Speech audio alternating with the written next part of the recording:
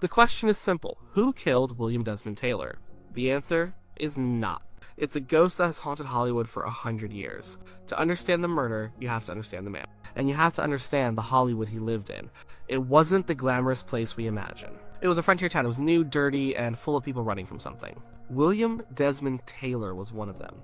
On the morning of February 2nd, 1922, Taylor's valet, Henry Peavy, showed up for work. He went to Taylor's bungalow in a quiet, wealthy part of Los Angeles.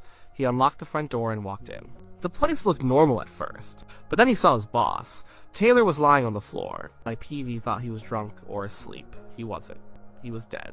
Peavy ran out screaming. The police arrived, so did people from the studio Paramount, and this is where the mystery really begins. The scene was chaos. People were walking all over the place.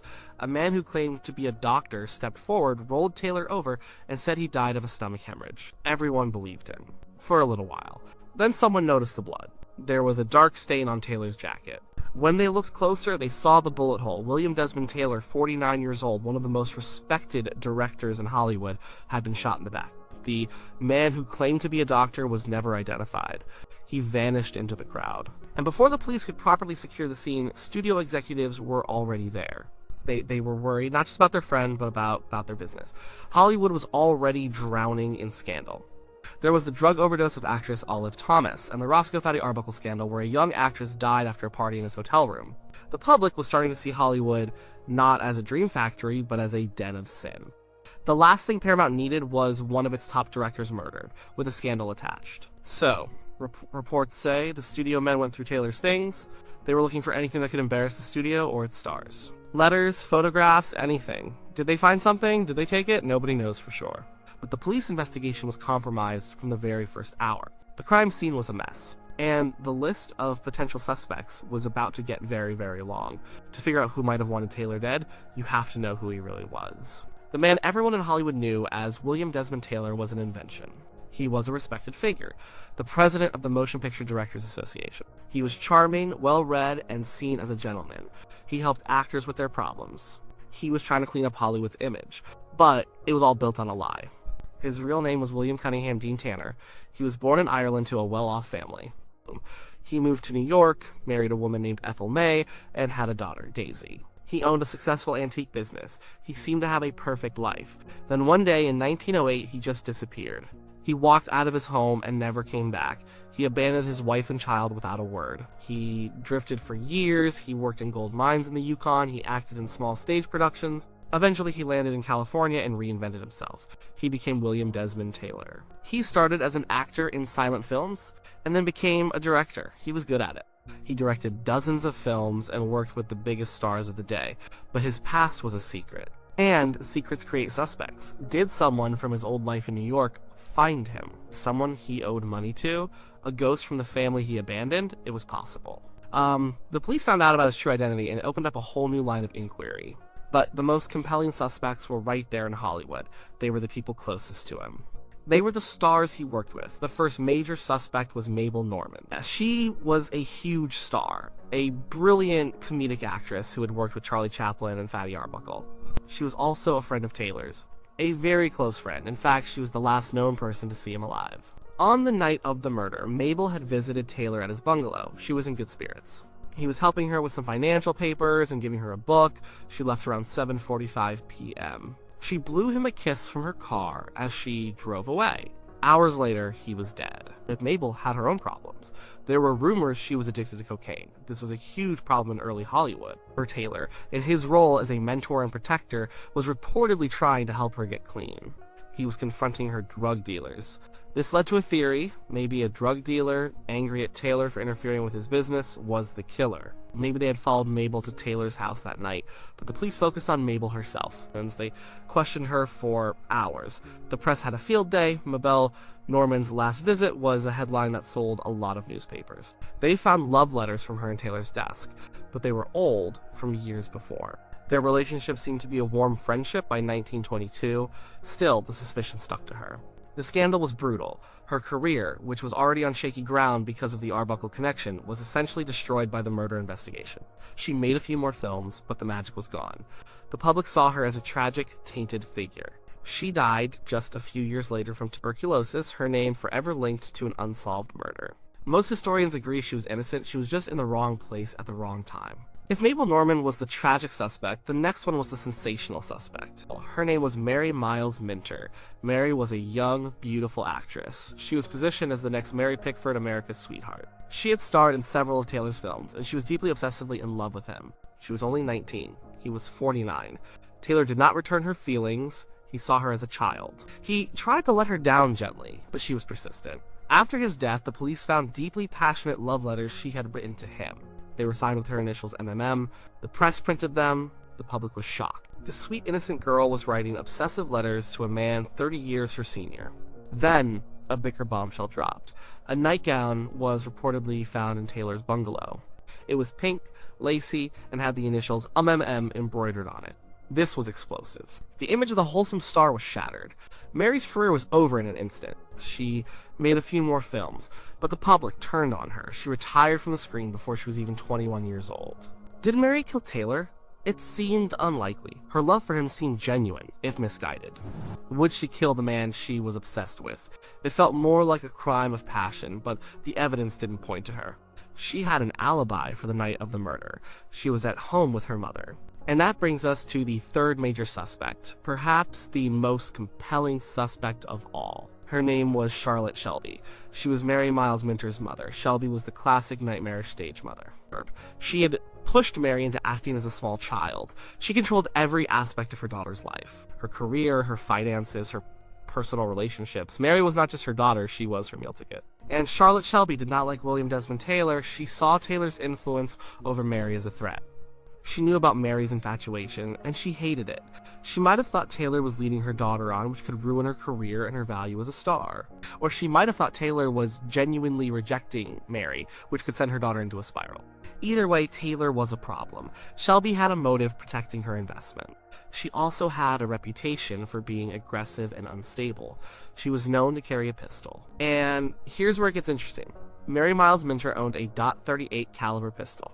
The bullet that killed Taylor was a .38. After the murder, that pistol disappeared. Years later, in the 1930s, a district attorney reopened the case. He believed Shelby was the killer. He publicly accused her. He claimed that Shelby had gone to Taylor's bungalow that night to confront him about Mary. The argument got heated, and she shot him. Then, she fled. There was more. Mary's other sister, Margaret, reportedly told people that their mother had confessed. She said Shelby did it to protect Mary, but none of this could be proven in court. Charlotte Shelby was never charged. She denied everything. She moved to a different state and became a recluse, fighting legal battles with her own daughters over money for the rest of her life. Of all the main suspects, many people who have studied the case believe Charlotte Shelby is the most likely culprit. She had the motive, the opportunity, and the temperament. But there was another suspect who seemed almost too perfect. He was the classic disgruntled employee. His name was Edward Sands. Sands had worked for Taylor as his valet and cook. But he was more of a con man. He had a criminal record. While working for Taylor, he forged his signature on checks and stole money. Taylor found out and fired him. Sands was furious. He reportedly made threats against Taylor. And here's the key part. Edward Sands disappeared right after the murder. He was never seen again. For the police, this was a huge red flag. An ex-employee with a grudge who vanishes the day after the crime. It's straight out of a detective novel. Did Sands come back to rob Taylor? Did the robbery go wrong? Or was it a simple act of revenge? It made a lot of sense. But there were problems with this theory too. Sands was a petty criminal, a forger, and a thief. Was he a killer? Murder seemed like a big leap. Also, nothing of significant value was stolen from the bungalow. Taylor's wallet, with cash in it, was still on his body. It didn't look like a robbery. The police searched for Sands for years. They never found him. His real name wasn't even Edward Sands. That was just one of his many aliases. He simply vanished into thin air. He became a convenient suspect, the one you could blame because he wasn't around to defend himself. For a long time, he was the official prime suspect, but without a body or a confession, it was just another dead end. So you have the tragic starlet, Mabel Normand, the obsessed ingenue, Mary Miles Minter, the terrifying stage mother, Charlotte Shelby, and the vanishing valet, Edward Sands. For decades, those were the four main pillars of the William Desmond Taylor murder mystery. The case went cold. The files gathered dust. The people involved grew old and died. It seemed the secret of who killed him would be buried with them. Then, decades later, a new story emerged. a deathbed confession.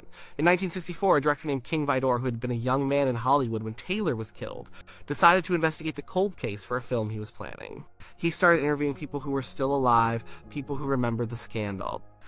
He tracked down an old actress named Margaret Gibson. Gibson had been a moderately successful actress in the silent era, but her career had faded. She was now an old woman living in the Hollywood Hills. Vidor spoke to her. She didn't say much, but a few years later, after she died, a story came out from her neighbors. They claimed that one night in 1964, Gibson, who had just had a stroke and believed she was dying, called them over and confessed. She said she was the one who shot William Desmond Taylor. Her motive? It was murky. She claimed Taylor was involved in blackmailing one of her friends. She went to confront him, and things went bad.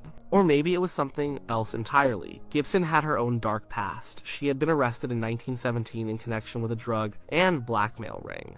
This was the same kind of world Taylor was allegedly trying to fight.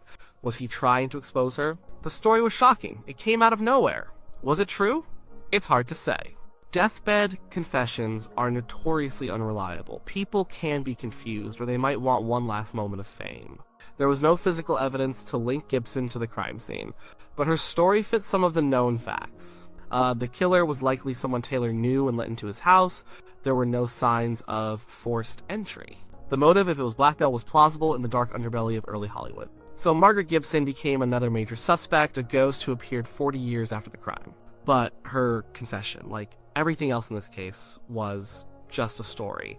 It couldn't be proven. What we are left with is a puzzle with too many pieces that don't quite fit. The murder of William Desmond Taylor was more than just a crime, it was a turning point for Hollywood. The scandal, piled on top of the Arbuckle affair, created a moral panic across America. People were convinced that Hollywood was a modern-day Sodom and Gomorrah, a place of drugs, sex, and murder. The studios had to act. To save their industry, they brought in a man named Will Hays, a conservative politician, to be their public face. He created the motion picture production code, often called the Hays Code. This was a set of strict moral guidelines for films. For the next 30 years, movies had to be clean. No nudity, no explicit crime, no making fun of religion. Good guys had to win, and bad guys had to be punished. The murder of William Desmond Taylor, and the scandals it unearthed, directly led to decades of censorship in American cinema. The tragedy is layered. A man was murdered, and his killer was never caught. The lives and careers of several women, most likely innocent, were destroyed by suspicion and gossip. Mabel Normand died young and heartbroken. Mary Miles Minter lived the rest of her long life as a bitter recluse, forever defined by a scandal that happened when she was a teenager. Charlotte Shelby was hounded for decades as the prime suspect. So why was he murdered? We will probably never know for sure. The botched investigation at the start made it nearly impossible to solve. The studio's desperation to protect its image meant that crucial evidence might have been hidden or destroyed within minutes of the body being discovered. But we can guess, it was probably not a random act. The killer was someone he knew, someone he let into his home. It was likely personal. Was it Charlotte Shelby, the mother desperate to control her daughter's life and fortune? She had the strongest motive and a personality capable of violence. Many people believe she is the most logical answer. Was it Edward Sands, the vengeful valet? It's the simplest explanation, but his complete disappearance is almost too perfect. Was it Margaret Gibson confessing a long-buried secret on her deathbed? It's the most dramatic story, a final twist in a century-old drama. Or was it someone we don't even know? A drug dealer he confronted to protect Mabel Normand. Is a blackmailer from his past life as William Dean Tanner. The possibilities are endless because Taylor himself was living a double life. He was a man with a respectable surface and a world of secrets underneath. In the end, the question who killed William Desmond Taylor might be the wrong question. The real story is about why it was never solved. It was never solved because of Hollywood itself. The system he worked for, the system he tried to protect, prioritized its own image over the truth. The fear of scandal was more powerful than the need for justice. The studio executives who may have tampered with the crime scene weren't trying to protect a killer. They were trying to protect a business. They were protecting the fantasy of Hollywood. The murder of William Desmond Taylor reveals the truth behind that fantasy. It shows a world of desperate people, of secrets and lies, of careers that could be made overnight and destroyed in a single headline. The killer got away with it, and in a way so did Hollywood. The industry survived, cleaned up its act, and kept making movies. But the ghost of William Desmond Taylor remains, a permanent reminder of the dark secrets that were buried to keep the dream factory running. The simple truth is, we don't know who killed him. And now, 100 years later, we never will. The silence is the final answer.